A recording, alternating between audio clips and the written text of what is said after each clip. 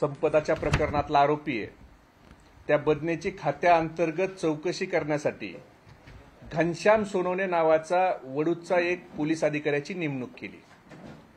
खरं तर मला एक कळत नाही की अशा वादग्रस्त अधिकाऱ्यांना आणि सगळं फलटण वडूज मसवड हे कनेक्टिंग का होतंय।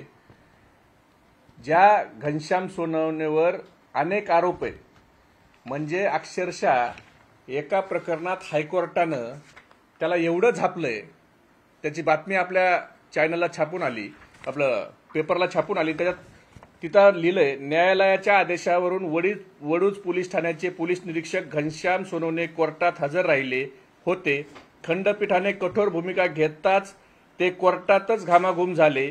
एसी सुरू असताना तुम्हाला एकट्यालाच एवढा घाम का फुटला, असा सवाल न्यायालयाने सोनवणे यांना केला। मग तुम्हाला चांगला अधिकारी देवाभाऊ भेटला नाही का बदनेची खात्याअंतर्गत चौकशी करायला?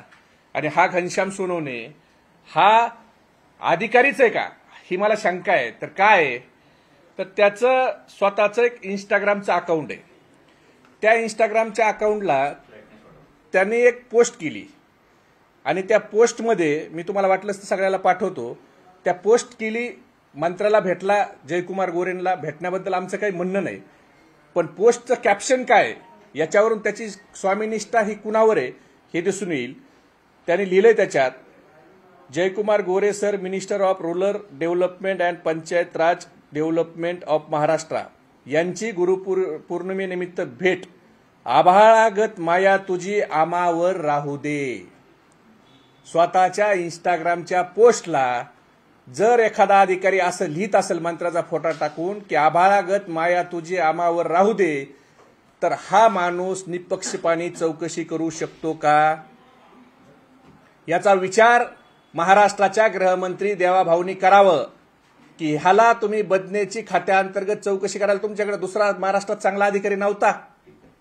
आणि हाच बदने, हाच जो माणूस आहे, याचे जर फोटो बघितले तर कशा पद्धतीनं जयकुमार गोरे ह्यांना कार्यकर्त्यापेक्षा देखील कानात जाऊन बोलायचे ह्याचे फोटो आणि स्वतःच टाकतोय। त्याच्या अकाउंटवरचे फोटो आहेत। आणि दुसरी एक पोस्ट आहे त्याची, आदरणीय जयकुमार गोरे सर, भाऊ, ग्रामविकास आणि पंचायत राज मंत्री, महाराष्ट्र राज्य, MLA मान खटाव समेत गुलाब उगलमुगले अण्णा OSD। आणि त्याच्या खाली लिहितोय तो, प्रेरणा, संयम, कष्टातून यशाकडे जाण्याचा वसा आणि वारसा। जर एक पोलिसाचा अधिकारी जर अशा पद्धतीनं एखाद्या मंत्र्याची चाटुगिरी करीत असेल, तर तो आणि जयकुमार गोरेचे आणि या प्रकरणातले निंबाळकर ज्यांच्यावर आरोप आहे त्यांच्या संदर्भात काय त्यांचे कनेक्शन आहेत हे सांगायची गरज नाही। खरं तर ह्या जो सोनवणे, ह्या सोनवण्याची तक्रार 24 ऑगस्ट 2025 रोजी एक पत्रकार आहेत खरात नावाचे, तुषार खरात, यांनी ह्या घनश्याम सोनवणेचं नाव, त्याच्यानंतर राहुल धस ज्या DYSPचं नाव आहे, ज्या DYSPच्या कडे तक्रार संपदाने केली होती, त्यांचं नाव घेऊन तक्रार केली। आणि त्याच्यात काय म्हणलंय, फक्त मी सगळी तक्रार वाचणार नाही, पण पोलीस अधीक्षक राहुल धस व घनश्याम सोनवणे यांनी माझे पत्रकारीशी निगडीत साहित्य, संगणक, लॅपटॉप बेकायदेशीरपणे जप्त करून माझ्या मूलभूत हक्कावर गदा आणून माझ्या अभिव्यक्ती स्वातंत्र्यावर टाच आणून माझी पत्रकारिता, माझे कार्यालय बंद पाडले। तर हा तुषार खरात काय व्हिडिओ करत होता, तर जयकुमार गोरेंनी एका बाईच्या संदर्भात जे आरोप केले आणि त्या बाईवर गुन्हा दाखल झाला, त्याच्या संदर्भात तो सातत्यानं करत होता। मग त्याचा हार्ड डिस्क जमा केले, त्याच्या कॉम्प्युटर काढले, त्याच्या मुलीचं लॅपटॉप देखील त्यांनी जप्त केलं। म्हणजे पुरावे नष्ट करण्याचं काम हे ह्या तक्रारीवरून असं लक्षात येतंय की राहुल धस आणि घनश्याम सोनवणे हे पुरावे नष्ट करण्याचं काम हे राजकीय दबावपोटी करतात। आणि अशा अधिकारी जर संपदाच्या चौकशीत असतील देवाभाऊ, तर संपदाला न्याय कसा मिळणार? तुम्हाला न्यायच द्यायचा आहे ना, कुटुंब मागणी करतंय हो, तुम्ही काय SIT लावत नाही? काय अडचण आहे तुम्हाला SIT लावायला? करा ना निवृत्त न्यायाधीशामार्फत या सगळ्या प्रकरणाची चौकशी। आणि अजून एक गंभीर बाब आहे, काल आता ह्या हायकोर्टच्या ऑर्डर आहे, त्याच्यावर त्या सोनवण्यावर ताशेरे ओढलेत, मंत्र्यावर ओढलेत, त्याच्यात मी जाणार नाही कारण हा वेगळा विषय पूर्णपणे। पण ह्या अधिकाऱ्याचं आलं आणि कशा पद्धतीनं काल परवा पुणे इथल्या वेस्टिन हॉटेलला खासदार रणजित नाईक निंबाळकर हे तिथं आले आणि तिथं कोल्हापूर क्षेत्राचे फुलारी साहेब देखील तिथं होते. देवाभाऊ तुम्ही होता. नेमकं रणजितसिंह निंबाळकर आणि देवाभाऊ फुलारी साहेबांमध्ये काही चर्चा झाली का? ह्या प्रकरणाविषयी परवा वेस्टिन हॉटेलला काही चर्चा झाली का? असा संशय सगळ्यांच्या मनामध्ये. या प्रकरणाविषयी काही चर्चा झाली का? काही दडपण्याचं त्या ठिकाणी ठरलंय का परवा वेस्टिन हॉटेलला? मग का ह्या प्रकरणात सातत्यानं डिले होतोय? जर पोलीस वरिष्ठ अधिकारी आणि ज्यांच्या भोवती संशय आहे सगळ्या प्रकरणातल्या आरोपांचा, त्यांच्यामध्ये काही ठरलंय का हे देखील त्या ठिकाणी बघावं लागेल. आणि मेडिकल सर्टिफिकेट ज्याचा संपदाने उल्लेख केला की मला दबाव येत होता आणि मेडिकल सर्टिफिकेट त्या भागात कसे बदलतात याचं एक उदाहरण मला आता थोड्या वेळापूर्वी एका महिलेनं, एका आमच्या ताईनं दिलंय. आणि त्यांनी दिलंय त्यांच्यावर जी मिस्टरांवर केस झाली त्यातला जो आरोपी आहे त्या आरोपीने पहिलं मेडिकल सर्टिफिकेट घेतलं ते 14/9/2025 त्याच्यामध्ये मेडिकल ऑफिसरची सही आहे आणि हे मसवडचं आहे बरं का, जे शेजारी मी मसवड वारंवार उल्लेख करतोय ना. आणि तिथं लिहिलंय राईट साईडला जी इंजुरी झाली. तर तुम्ही बघू शकता ही राईट साईडला काय इंजुरी झाली म्हणून मेडिकल ऑफिसरनं दिलंय. आणि नंतर हाच व्यक्ती परत काहीतरी करतो आणि 13/9 हा व्यक्ती परत 13/9 हा व्यक्ती खासगी रुग्णालयात जाऊन दाखवतो आणि त्या खासगी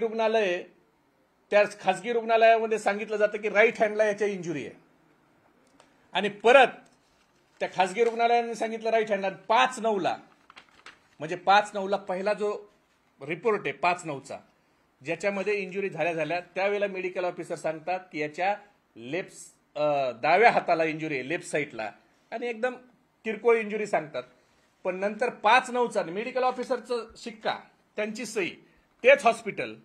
म्हणजे कशा पद्धतीनं त्या भागात मेडिकल पुरावे देखील बदलले जातात. म्हणून संपदाच्या भावाला संशय आहे ना की पीएम करताना मला का हजर ठेवलं नाही, का मला गुंतवून ठेवलं. म्हणजे मेडिकल ऑफिसर हे म्हसवडचं प्राथमिक आरोग्य केंद्राचं हा रिपोर्ट आहे. 5/9 सांगितलं जातं डाव्या हाताला थोडं लागलंय. 13/9 एका खासगी दवाखान्यात तो जातो आणि सांगितलं जातं उजव्या हाताला लागलंय आणि त्या उजव्या बाजूला. आणि परत जाऊन तुम्हाला 14/9 त्या ठिकाणी इंजुरी वाढत जाते त्याची. 5/9 लागल्यावर कमी व्हायला पाहिजे ना, वाढत जाते. हात बदलतो, लेफ्टचा लगेच राईट हँड होतो. म्हणजे कशा पद्धतीनं त्या ठिकाणी खोटे गुन्हे दाखल करण्यासाठी प्रशासनाचा वापर चाललाय हे देखील आपण जर बघितलं तर आपल्या लक्षात येईल. आणि सगळं जर प्रकरण तुम्ही बघितलं सगळं, तर हे सगळं प्रकरण कशा पद्धतीने वाचवलं जातंय. आमच्याकडे ज्ञानराधा नावाची एक कुटेची मल्टी स्टेट बुडाली आणि त्या ज्ञानराधामध्ये जवळपास लोकांचे 4,000 कोटी रुपयापर्यंत ठेवी अडकल्यात असं ठेवीदार सांगतात.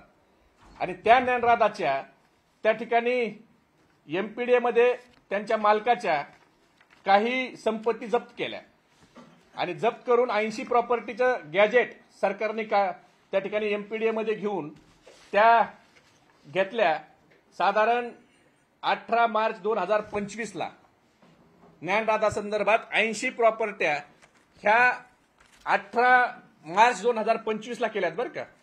मग 18 मार्च 2025 जर ज्ञानराधाच्या तुम्ही 80 प्रॉपर्ट्या अटॅच केल्या तर माझा प्रश्न आहे महाराष्ट्राच्या मुख्यमंत्र्याला की याच संबंधात जे तुमचे लाडके खासदार आहेत, माजी खासदार आहेत, त्यांची जी फलटणची दूध डेअरी आहे ती दूध डेअरी जर तुमच्या 8/8/2024 तुमची प्रेस रिलीज आहे तुमच्या बीड पोलिसांची. आणि बीड पोलिसांची प्रेस रिलीजमध्ये बीड पोलीस सांगतायत की तपासामध्ये गुन्ह्यातील मुख्य आरोपी सुरेश कुटे यांचे 24,20,000 रुपयाचे 3 वाहने कुटे सन्स डेअरीज लिमिटेड दूध वाहतूक उत्पादक व प्रक्रिया उद्योग निंबोरे शिवारात 65 एकर जागेत असून मुख्य प्रवेशद्वाराच्या आत लहान मोठ्या आकाराचे 1 मजली ते 7 मजलीपर्यंत इमारत त्यामध्ये लहान मोठ्या आकाराची मशिनरी, ज्यामध्ये दूध, पाकिट, दही, लस्सी, वाटर, दूध पावडर, पनीर, तूप, श्रीखंड, दुधापासून विविध उत्पादने तयार करण्याचे कारखाने, ज्याची कॅपॅसिटी प्रतिदिन 20 लाख लिटरची आहे. डेअरीच्या पूर्व लगत स्वराज्य डिझेल व पेट्रोल पंप सर्वांची अंदाजित एकूण किंमत ही अक्षरी 4,200 कोटी रुपये आहे. असं मी म्हणत नाही. ज्या कुटे ग्रुपनं ते स्वराज्य डेअरी त्या ठिकाणी घेतली, त्याच्यानंतर जे मशिनरी लावल्या, त्याच्यानंतर जर त्याची एवढी मोठी किंमत झाली असेल, तर मग 8/8ला तुमच्या प्रेस नोटमध्ये सांगितलं जातं आणि खाली ते म्हणतात, तसेच गुन्ह्यातील आरोपी यांची मालमत्ताची माहिती मिळण्यासाठी भारतातील सर्व राज्यातील नोंदणी महानिरीक्षक यांना पोलीस अधीक्षक साहेब यांच्या मार्फत पत्रव्यवहार करण्यात आला आहे. मान्य नोंदणी महानिरीक्षक कार्यालय महाराष्ट्र राज्य पुणे यांच्याकडून ज्ञानराजाचे चेअरमन सुरेश कुटे व अर्चना कुटे यांच्या नावे असणारी 223 मालमत्ताची माहिती प्राप्त असून त्याने एकूण अंदाजित मूल्यांकन 4,400 कोटी रुपये असून त्यावर मालमत्ता जप्त करण्याची कारवाई करीत आहोत. तसेच एमपीडीचा प्रस्ताव तयार करण्याचे कामकाज चालू आहे. मग जर 8/8ला 2024ला जर एमपीडीचा प्रस्ताव तयार करण्याचं कामकाज झालं, तर माझा प्रश्न आहे की ती प्रॉपर्टी जी फलटण तालुक्यातल्या निंबोरेमधली आहे 65 एकराची, जर ती एकटी प्रॉपर्टी तुमच्या पोलीस रेकॉर्डनुसार, माझं काय व्हॅल्युएशन नाहीये, ती जर 4,000 कोटीची असेल, तर तुमच्या 28 मार्च 2025च्या ज्या 80 प्रॉपर्ट्या तुम्ही त्या ठिकाणी एमपीआयडीला अटॅच केल्या, तर ही प्रॉपर्टी का महाराष्ट्र सरकारने अटॅच केली नाही? का ज्ञानराजाच्या ठेवीदाराचं लक्ष विचलित झाल्यावर तुम्हाला अजून कोणत्या राजकीय गिधाडाच्या तोंडात ही प्रॉपर्टी घालायची का? नंतर आता ठेवीदारांचं लक्ष, ठेवीदाराची संघटना पैसे मिळावेत म्हणून, उद्या 2-3 वर्षानं जर त्यांचं लक्ष कमी झालं, तर तुम्ही ही प्रॉपर्टी परत त्यांच्याकडे घालणार? अनेक लोकांनी ज्ञानराजासाठी आत्महत्या केल्यात, अनेक मुलींचे लग्न थांबलेत, अनेक पालकांना त्या ठिकाणी आत्महत्या केल्यात. मग ही प्रॉपर्टी तुमच्याच पोलीस कागदपत्राच्या नुसार असणारी ही तुम्ही का घेतली नाही, हा माझा त्या ठिकाणी प्रश्न आहे. आणि नन्नवरे, ज्या नन्नवरेचा व्हिडिओ आपण सगळ्यांनी बघितला, त्या नन्नवरेंनी देवाभाऊ व्हिडिओ घेऊन आत्महत्या केलेल्या असताना, नाव घेतलेलं असताना, ज्याचं नाव घेतलंय त्या नवरा बायको नन्नवरेचं, तो अजून तुम्हाला कसं काय सापडला नाही, हा प्रश्न त्या ठिकाणी माझ्यासारख्या एक सामान्य कार्यकर्त्याला पडलाय. की डायरेक्ट ज्याचं नाव घेतलंय नन्नवरे कुटुंबानी, आणि नन्नवरे कुटुंबानी नाव घेऊन देखील तुम्हाला कोण रणजित निंबाळकर आहे हे आतापर्यंत का सापडले नाहीत, हा देखील मला तुम्हाला प्रश्न विचारायचा आहे. त्याचबरोबर एक व्हिडिओ मी तुम्हाला या ठिकाणी दाखवतो की फलटणच्या भागातले पोलीस हे कशा पद्धतीनं काम करतायत. बीडला आले होते. फलटणचं पोलीस जे केंद्र आहे, साधारण नियम असा आहे की ज्यावेळेला एखादा गुन्हा दाखल होतो, जर मुंबईत माझ्यावर गुन्हा दाखल झाला आणि मुंबईत पोलीस जर मला अटक करायला आली, तर त्यांनी मी ज्या पोलीस स्टेशनच्या हद्दीत मला अटक करणार आहेत, त्या पोलीस स्टेशनच्या हद्दीतल्या पोलीस स्टेशनला कळवायला पाहिजे, तिथले पोलीस कर्मचारी सोबत घेतले पाहिजे, आणि मग मला अटक त्या ठिकाणी नियमाप्रमाणे केलं पाहिजे. आणि अटक करायचा कायदा आहे, रात्र जर झाली ना, एखादा आरोपी घरात असेल, तर सूर्यास्ताच्या नंतर सूर्योदय होईपर्यंत तुम्ही तिथं बाहेर थांबू शकता, पण त्याला घरात घुसून त्या ठिकाणी अटक करणं हे कायद्यानं त्या ठिकाणी थांबवलेलं आहे. मला सांगा, आता हे पोलीस कर्मचारी हे कशा पद्धतीनं त्या ठिकाणी हुज्जत घालतात कुटुंबासोबत.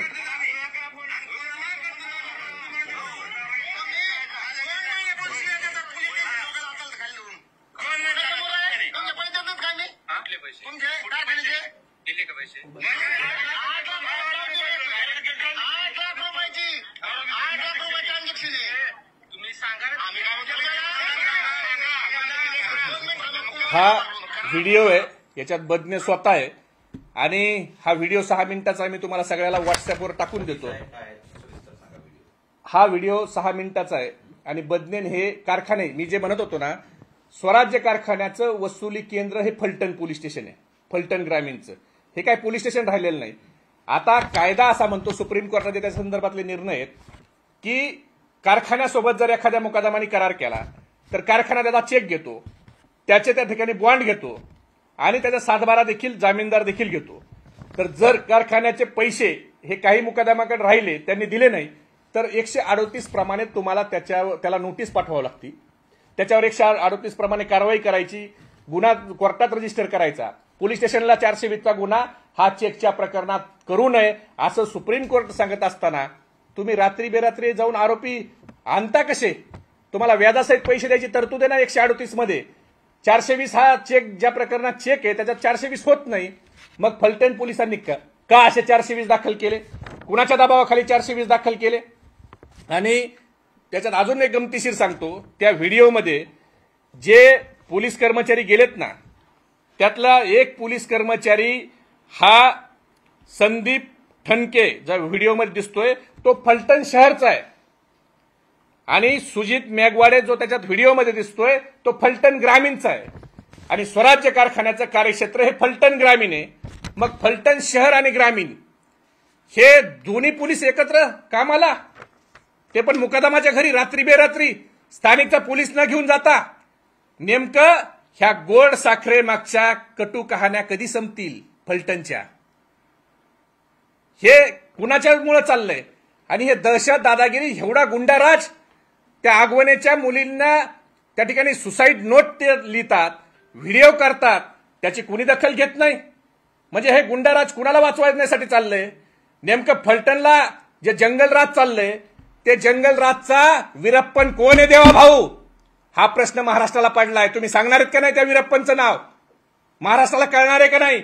हा नान्नावरे जो आत्महत्या करतोय व्हिडिओ करून,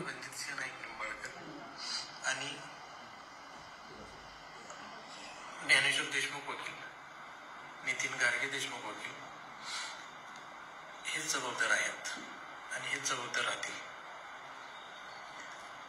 आमच्या दोघांच्या आत्महत्येच्या पाठीमागे 4 जण जबाबदार आहेत. आणि बाकी पोलिसांनी आणखी शोधावं त्याच्यामध्ये, कोण नाही सगळ्यांची शोध काढावी, चांगल्या पद्धतीने चौकशी करावी. भावाच्या आणि वहिनीच्या आत्महत्येस कारणीभूत मला सांगा, अजून ते दोघं गेले, त्याच्यानंतर त्यांच्या भावानी अंगठा कापला की माझ्या भावाला न्याय मिळत नाही. मग फलटण पोलिसांना रणजित निंबाळकर कोण आहे ह्यातला व्हिडिओतला तो अजून कसा सापडला नाही देवा भाऊ? तुम्ही गृहमंत्री आहेत ना. 2 माणसाचा जीव गेला हो. माणूस काय जीव एवढा सहजासहजी सोडत नाही. जीव हा सगळ्याला प्रिय आहे. काटा टोचला तरी आईची आठवण येते माणसाला. आणि ते माणसं जीव सोडतायत तुमच्या राज्यात आणि त्यातले त्यांनी नाव घेतलेले आरोपी अजून सापडत नाहीत.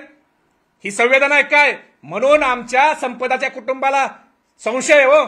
आम्हाला माहिती कळली की संपदानं हातावर सुसाईड नोट लिहिली.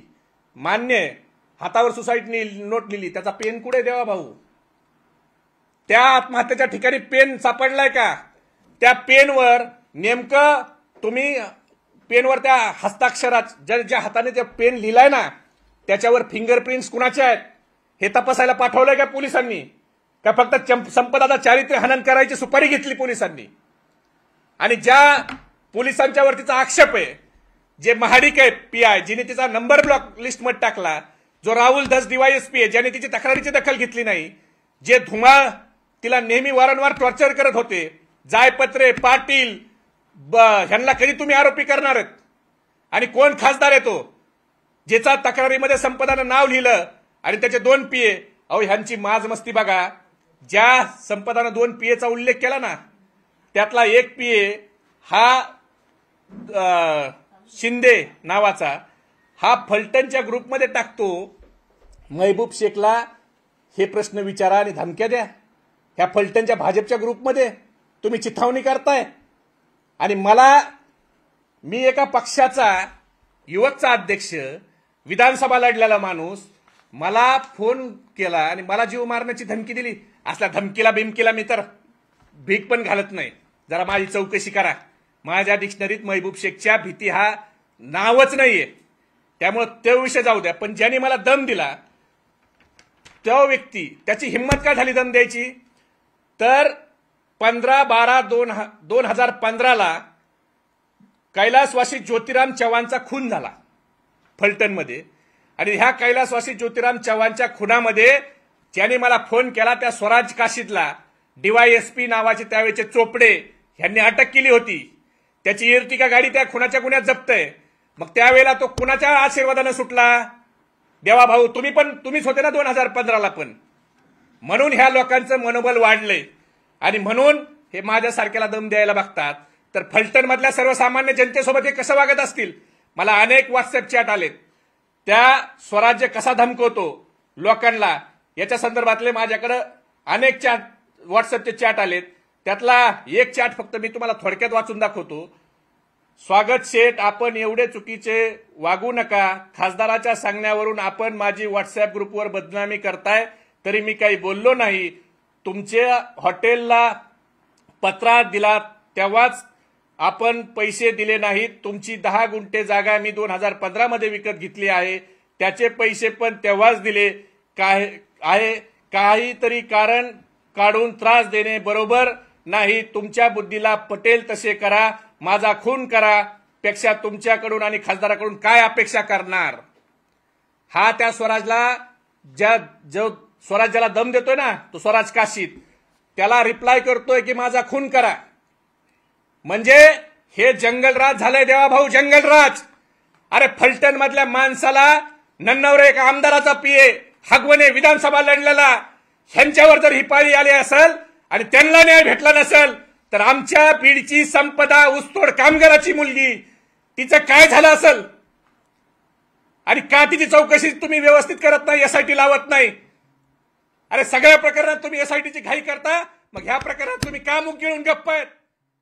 का तुम्हाला संवेदना नाहीत का? तिच्या घरच्यांनी सांगितलं आणि त्या व्हॉट्सअपचा तिच्या भावाने त्या ठिकाणी स्क्रीनशॉट पाठवला की संपदाला पोलिसांनी FIR मध्ये सांगितलंय की 7:30 वाजता संपदाचा मृतदेह हा ताब्यात घेतला आणि तिचा शेवटचा लास्ट सीन कधी आहे हे जर तुम्ही बघितलं तर तिचा शेवटचा लास्ट सीन हा 11:13 आहे. मग संपदा काय जिवंत झाली लास्ट सीन हे करायला? हा संपदाच्या भावाचा स्क्रीनशॉट आहे. 11:13 तिचा शेवटचा लास्ट सीन आहे आणि पोलीस रेकॉर्डच्या अनुसार संपदाचा मोबाईल आणि संपदाची डेड बॉडी ही पोलिसांनी 7:30ला जप्त केली. मग हा लास्ट सीन 11:13 आला कसा? तो पेन सापडलाय का ज्या पेननी संपदाने सुसाईड नोट त्या ठिकाणी हातावर लिहिली? तो पेन तुम्ही रिकव्हर केलाय का? का ती सोबतच घेऊन गेली पेन? काय चाललंय नेमकं? एवढ्या शंका का? आणि एका महिलेने मला फोन करून परत एक दम दिला आणि तो दम काय दिला की तुम्ही फलटणला या. म्हणजे बघा तुम्ही दमदाटी करायला किती ह्यांची दादागिरी बघा. कशा पद्धतीनं एक महिला ताईने मला फोन केला. फलटणवरून बोलते, रणजित दादांची कार्यकर्ते राजश्री विशाल रायगुडे. तुम्ही दादांच्या विरोधात कसं काय असं बोलू शकता? तुम्ही असं चुकीचे आरोप कसे काय करू शकता त्यांच्यावर? त्यांनी नाव घेतलेलं आहे का दादांचं नाव घेतलेलं आहे का त्यांनी? माझे खासदार इथं निवडून किती गेलेत माड्यामध्ये ते बघा ना तुम्ही. आम्ही शोधा. मग तुम्ही डायरेक्टली त्यांचं नाव कसं काय घेता? तुम्ही मला सांगा. तुम्ही नाव घ्यायचा संबंध काय? पहिली गोष्ट सांगा. पहिली गोष्ट तुमचा संबंध आहे. तुम्ही फलटणला या, मग आम्ही तुम्हाला दाखवतो काय संबंध आमचा पण आहे ती. तुम्ही फलटणला या आणि तुम्ही लय मुकदमांची बाजू. आता ह्या ज्या महिला आहेत, ह्या महिला मला राजश्री विशाल हरगुडे ह्या मला सांगतायत, राहीगुडे ह्या मला सांगतायत तुम्ही फलटणला या. मला काही बोलायचं नाही त्या ताईबद्दल, पण ह्या ताईच्या पतींनी भरदिवसा एका खजूर विक्रेत्याचा मर्डर केला होता आणि त्यात ते अटक होते. त्याच्यात त्यांना अटक पण झाली होती त्या केसमध्ये. आणि नंतर ते कसे सुटले काय सुटले हा नंतरचा पार्ट. मला एका पीडित कर्मचाऱ्यांनी KB एक्सपोर्टचा एक मेसेज केलाय आणि त्या KB एक्सपोर्टच्या त्या पीडित कर्मचाऱ्यांनी मला सांगितलं की ह्या ताई KB एक्सपोर्ट शिंदेवाडी फलटण इथं नोकरीला होत्या. तिथं त्यांच्या असभ्य वर्तनामुळे त्यांना नोकरीहून काढलं. हा राग मनात धरून त्यांनी गुंडाला हाताशी धरून तिथल्या अधिकारी कर्मचाऱ्यावर जबर मारहाण केली। त्यावेळी राजकीय दबाव वापरून त्या कंपनी व अधिकाऱ्याच्या कर्मचारी यांच्यावरच गुन्हे दाखल करण्यात आले। म्हणजे ह्या लोकांचं धाडस हे आमच्यासारख्याला फलटण का केंद्रशासित प्रदेश झालाय का? देवा भाऊ, तिथं परवानगी नाही। तालिबानमध्ये का फलटण? कुठे आहे फलटण? जर आम्हाला आव्हान देत असतील फलटणला या, तर तिथल्या सर्वसामान्य जनतेचं काय, संपदाचं काय केलं असेल यांनी? हा विचार न केलेला बरा। तुम्ही का हे सगळं त्या ठिकाणी मागं घालताय हे देखील कळत नाही। संदीप रत्नदीप निंबाळकरचा एक खून झाला, त्याच्या पत्नीने मला फोन केला आणि त्याच्या खुनाचे काही मला फोटो पाठवले। अक्षरशः विकृत पद्धतीने मारलाय आणि ज्यांनी मारलाय तो भारतीय जनता पार्टीचा सरचिटणीस आहे। आणि त्यांनी मारताना त्यांच्या कुटुंबाने सांगितलं की सुरुवातीला 302चा गुन्हा हा दाखल करून घेतला जात नव्हता, पण नंतर त्या ठिकाणी ऍक्सिडेंट दाखवायचा प्रयत्न होता असं मला त्या कुटुंबाने सांगितलं। आणि त्याचं जर तुम्ही बघितलं तर त्याच्या हाताचे त्या ठिकाणी बोट तोडलेत, हाताचे बोट तोडलेत खून करताना, हाताचे बोट तोडलेत। एवढ्या विकृत पद्धतीने मारलाय, त्याच्या डोक्याला चिंध्या केल्यात, फोटो बघवत नाहीत। अक्षरशः एवढ्या वाईट पद्धतीने मारलाय। आणि हा आरोपी 12 मार्चला गुन्हा दाखल होऊन अजून पोलिसांना का सापडत नाही? त्याचं कारण तुमच्या पदाधिकाऱ्याचा भाऊ आहे म्हणून। आणि त्याच्या भावाचे, हे देवाभाऊ आम्ही म्हणत नाही, राजकीय नेत्याकडे सगळे लोक येतात, पण त्याच्या भावाचे देवाभाऊ तुमच्यासोबत फोटो आहेत। आम्ही म्हणत नाही तुमचं याला प्रोत्साहन आहे, आम्ही म्हणत नाहीत, पण हे सगळं करून खाली हे राजकीय नेत्यासोबत प्रेशर करतात का? याचा भाऊ आहे म्हणूनच हा सापडत नाही का? याची तरी तुम्ही कधी ना कधी माहिती घ्यावी अशी आम्हाला तुम्हाला विनंती करायची आहे। आणि तुम्ही संवेदनशील असाल तर लवकरात लवकर संपदाच्या प्रकरणात निवृत्त न्यायाधीशामार्फत SIT स्थापन करताल। त्यांच्या कुटुंबाच्या ज्या मागण्या आहेत, जे मधुदीप हॉटेल आहे त्याचं CCTV फुटेज हे संपदा गेल्या तिथं चेक इन झाल्यापासून 2 तास अगोदर ते संपदाचा डेड बॉडी बाहेर काढल्याच्या नंतर 2 तासाचं तुम्ही घ्या। कारण त्याच्या परिवाराला का शंका आली तर ते मधुदीप हॉटेल हे भोसलेच आहे। हे भोसले कोण? हे भोसले रणजितसिंह निंबाळकर, नाईक निंबाळकरांचे कार्यकर्ते आहेत। आणि त्यांना त्या ठिकाणी त्या हॉटेलवर जर तिथं पीडिता जिचा मृत्यू झालाय तिला तिथं न आणता, तिला तिथं न येऊ देता जर तिचा मृतदेह खाली घेतला असेल, नातेवाईकाला न सांगता हा तिचा मृतदेह खाली आला असेल आणि त्यांना जर त्याच्यामुळे त्यांच्या मनात संशय, आणि त्या संशय जर तुम्हाला दूर करावा व्हावा असं वाटत असेल तर एकतर फलटणच्या पोलिसांच्याकडे ज्यांच्या एवढ्या कटू कहाण्या आहेत त्या फलटण पोलिसांच्याकडे तुम्ही अजिबात हातापास ठेवू नका। तातडीनं महिला IPSच्या त्या ठिकाणी नेमणूक करा आणि हा प्रकरण या ठिकाणी तडीस लावा। त्याचबरोबर या कोण माजी खासदार आहे याची चौकशी झाली पाहिजे आणि त्या नन्नावरे कुटुंबाचा रणजितसिंह निंबाळकर कोण आहे त्याच्या आत्महत्येला कारणीभूत हे देखील त्या ठिकाणी समोर आलं पाहिजे। हे आम्हाला तुम्हाला कळकळीची विनंती करायची आहे। आगवणेच्या कुटुंबाच्या मुलीच्या सुसाईड नोटमध्ये काय आहे, तिच्या महिलेशी बोलताना खासदार कशा गायावाया करतात हे देखील आपण समोर आणावं, एवढीच मी तुम्हाला कळकळीची विनंती करतो। आणि फलटणचं जे जंगल राज झालंय याचा वीरप्पन कोण, हा जो महाराष्ट्राला प्रश्न पडलाय त्याचं उत्तर देवाभाऊ तुम्ही त्या ठिकाणी लवकरात लवकर महाराष्ट्राला द्यावं अशी महाराष्ट्राची अपेक्षा आहे। महबूबजी, सुषमा अंधारेंनी पत्रकार परिषद घेत फलटणमध्ये जवळपास 45 ते 50 एकाच नावाची म्हणजे रणजितसिंह नाईक निंबाळकराची असे नावं आहेत असा आरोप केला होता। त्यांना तशी माहिती, तुमची काही माहिती आहे का या अनुषंगानं? म्हणजे माजी खासदार उल्लेख होतोय पण जवळपास त्या नावाची 45 ते 50 नावं तिथं असल्याची माहिती आहे। माझं काय म्हणणं आहे, 5000 नावं असतील, 40-45 नाही 5000 असतील। तुम्ही त्या व्हिडिओमध्ये पुढे जर ऐकलं तर मग हा कोणता रणजितसिंह निंबाळकर आहे ज्याची एवढी दादागिरी आहे आणि ज्याच्या दादागिरीला कंटाळून नन्नावरेने आत्महत्या केली? आणा ना तो समोर, तो एवढा कोण वाघ आहे का तो बिळात लपलाय? तो पोलिसांना कसा सापडला नाही अजून? अहो 2 लोक मिली हो, नवरा बायको मिली, 2 आत्महत्या केली। कुणी मनाने आत्महत्या स्वतःचा जीव त्यागत नाही, काहीतरी तळतळ असेल, सहन करण्याच्या पलीकडे गेला असेल। अहो माणसाला जर चटका लागल म्हणून गॅसच्या जवळ जात नाही, आगीच्या जवळ माणूस जात नाही का? तर माझ्या हाताला जर पोळलं तर मला त्रास होईल। जीव संपवताना काय त्रास होत असेल त्या नन्नावऱ्याच्या कुटुंबाला, त्या संपदाला काय त्रास झाला असेल? त्या संपदाच्या एका मैत्रिणीने मला फोन केला खरं तर मी तो विषय बोलणार नाही, कारण तिने मला बरंच काही सांगितलंय. पण तिने मला सांगितलंय मला देखील धमक्या येतील, मला त्या ठिकाणी मारलं जाईल, म्हणून कृपा करून माझा उल्लेख करू नका. माझे घरचे आई वडील माझं शिक्षण बंद करतील. संपदाची मैत्रीण ती, तिच्या समोर काही गोष्टी घडलेल्या, संपदा तिच्याशी बोललेली तिने मला सांगितलं. पण एका मुलीचं शिक्षण बंद होऊ नये आणि तिच्या जीवाला धोका निर्माण होऊ नये, ती प्रचंड घाबरलेली आहे, म्हणून मी तिच्या मुलीचं नाव या ठिकाणी घेत नाही. हे कधी संपणार आहेत ह्या कहाण्या? आणि मग आणा ना कोण रणजित निंबाळकर समोर, आमचं तर तेच म्हणणं आहे ना. दुसरा कोणता रणजित निंबाळकर आहे त्याची एवढी दहशत आहे हो? हा रणजित देवाभाऊच्या पक्षाने जी एजन्सी लावली ना, देवाभाऊच्या पक्षाने, आम्ही नाही लावलेली. हे ओपिनियन पोल आहे, प्रोरेक्स रिसर्च ब्युरो. ह्या प्रोरेक्स रिसर्च ब्युरोचा खूप मोठा अहवाल आहे.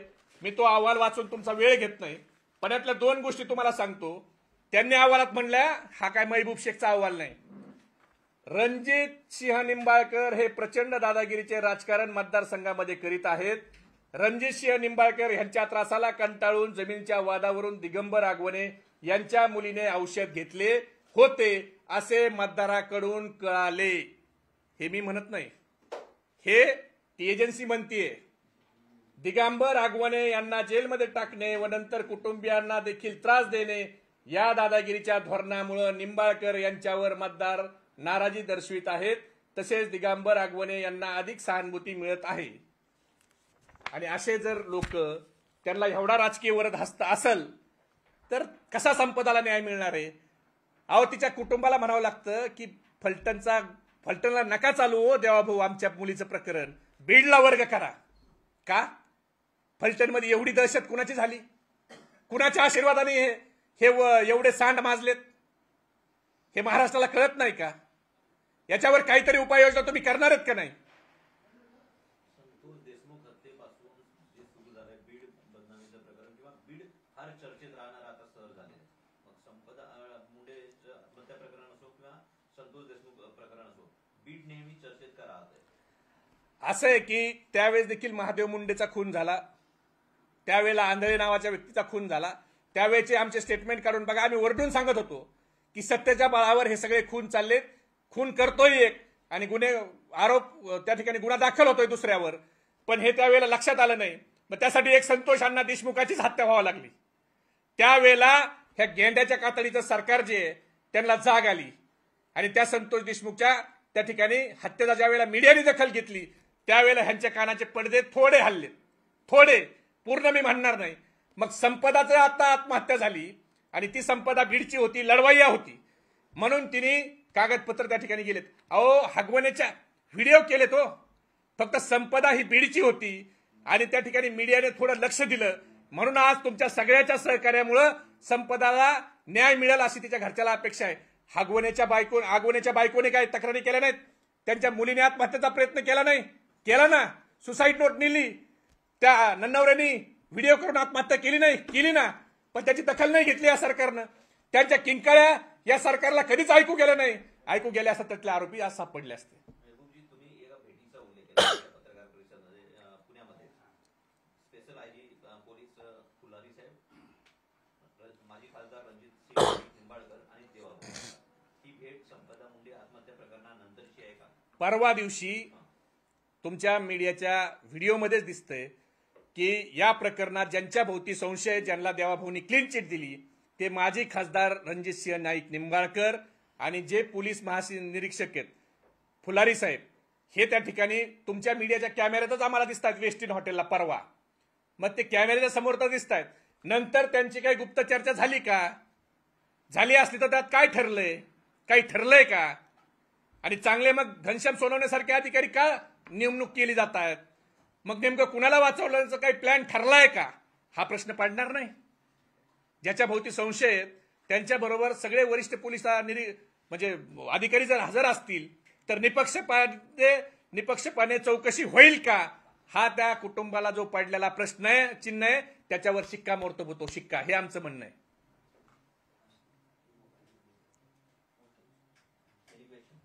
रुपाली चाकणकर ज्या प्रकारे संपदा मुंडे यांच्यावरती बोलल्या त्याच्यावरून एक वाद निर्माण झाला. महिला आयोगाच्या अध्यक्षा असं बोलतात तर संपदाला खरोखरच न्याय मिळेल की चर्चा सुरू होती. हे फार दुर्दैवी आहे. महिला आयोगाच्या अध्यक्षांनी, खरं महिला आयोगाच्या अध्यक्ष आहेत का सत्ताधारी पक्षाचे आरोपी वाचवण्याचा आयोग झालाय त्याचं त्या अध्यक्ष झाल्यात, याचं आत्मचिंतन त्यांनी करायला पाहिजे. देवाभाऊ क्लीन चिट देत आहेत, महिला आयोगाच्या अध्यक्षा मृत आमच्या संपदाच्या चारित्र्यावर त्या ठिकाणी बोलतायत.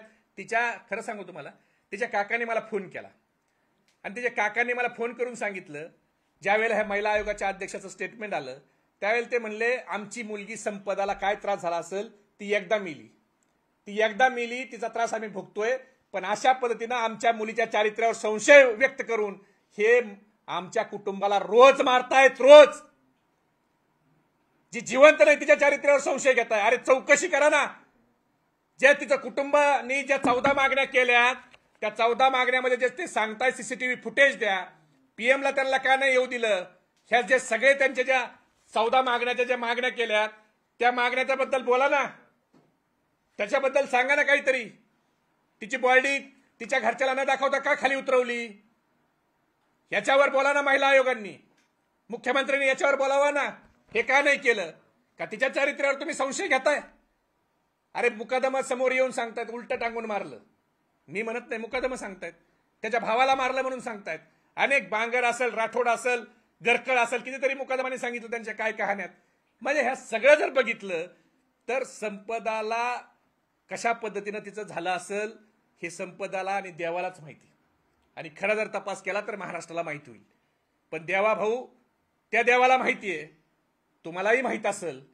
पण आमची माफक अपेक्षा आहे ह्या प्रकरणात तरी राजकारण बाजूला ठेवून पारदर्शक चौकशीसाठी तुम्ही पुढे यावं.